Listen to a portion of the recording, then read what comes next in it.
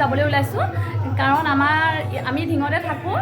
ইয়াতে আমাক বিহুতে নিমন্ত্ৰণ কৰিছিলে কেইঘৰমান গৃহস্থ ঘৰলৈ, কিন্তু আমি যাব নোৱাৰিলোঁ তেতিয়া কাৰণ বিহুৰ সময়ত সকলো মানুহ ঘৰলৈ যোৱা হৈছিল। এতিয়া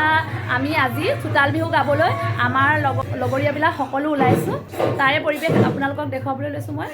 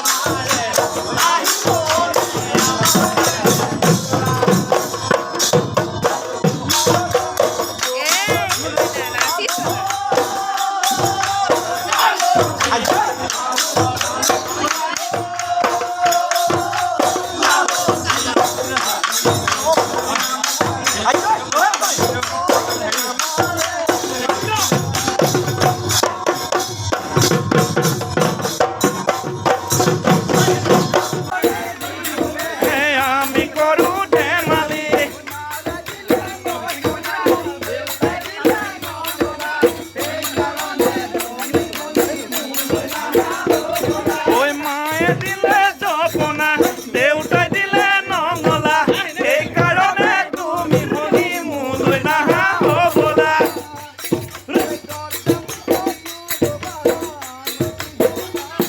ঐ দৰ্জা মুখত নৰবা আমালে ভুল নাযাবা ঐ দৰ্জা মুখত নৰবা আমাৰ বিহু নাচাবা তুমি চালে আমি চাম পিছতে আনা হয় দেই তুমি চালে আমি চাম পিছত বেয়া নাপাবা ঐ সেইকাৰণে তুমি মনি মোলৈ নাহা হ'বলা ঐ দেউতাই দিলে হেল্ল' বন্ধু বান্ধৱীসকল আজি আমি বিহুৰ পৰা খানা খাবলৈ লৈছোঁ আৰু মানে বিহু উৰুৱা মাজি আমাৰ বিহু খানা বনাই আছে এয়া দাদা এজনে এয়া জ্বলা চব্জি বনাই আছে দালি মাংস এইবিলাক বনাই হৈছে আৰু কণী বইল কৰি আছে মাছো বনাইছে মুঠৰ ওপৰত কেইবাটাও আইটেম হ'ব আৰু আমি মাইকী মানুহ কেইজনী এনেকৈ পাচলি চাচলি কাটি আৰু চাহ খাই আছোঁ আৰু আমাৰ ডেকাসকলে ইয়াত গান গাইছে কোনোবাই ঢোল বজাইছে বাঁহী বজাইছে তেনেকৈ আমাক মাজে সময়ে মনোৰঞ্জন দি আছে আৰু মুঠৰ ওপৰত ভাল লাগিছে বহুত ভাল লাগিছে আৰু বিশেষকৈ আমি খানা খোৱা জেগাডোখৰ কথা কৈ দিছোঁ আমাৰ মানুহজনৰ লগৰে ছাৰ এজনৰ ঘৰতে খালোঁ কাৰণ তেওঁলোকৰ ঘৰত বনাব পৰাকৈ ধুনীয়া সুবিধা আছে আৰু এনেকৈ গছৰ ছাঁও আছে বিশেষকৈ ল'ৰা ছোৱালীবিলাকৰ কাৰণে অসুবিধা হয় গৰমত আৰু ইয়াত কাৰো অসুবিধা নোহোৱাকৈ সুন্দৰকৈ সময়খিনি আমি পাৰ কৰিব পাৰিছোঁ আৰু সেইকাৰণে বহুত ভাল লাগিছে ইয়াত এতিয়া খানা খাব পৰা সময় হৈ গ'ল আমি সকলোবিলাক লাগি গৈছোঁ কোনো ৰৈ থকা নাই দেই আৰু এটা কথা ভাল লাগে মই ইয়াতে কৈছোঁ যে আমাৰ মানে ইয়াত যিবিলাক পৰিয়াল আছে সকলোবিলাক কোনেও ৰৈ নাথাকে কিবা এটা অকেজন নহওক লাগিলে তেওঁলোকে সকলোৱে সহায় কৰাত কোনো অৱহেলা নকৰে আৰু ধুনীয়াকৈ কৰ্মভাগ মানে আগবঢ়াই নিয়াত সহায় কৰে সেইকাৰণে ভাল লাগে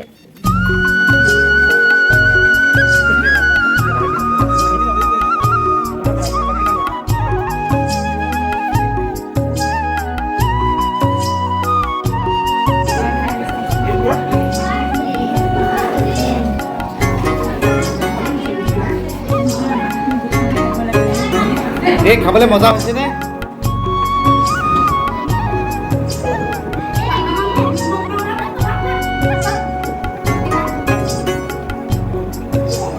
খানা খাই হোৱাৰ পাছত আমি লগে ভাগে সকলোৱে আকৌ এপাক নাচিলোঁ আৰু বহুত ফূৰ্তি কৰিলোঁ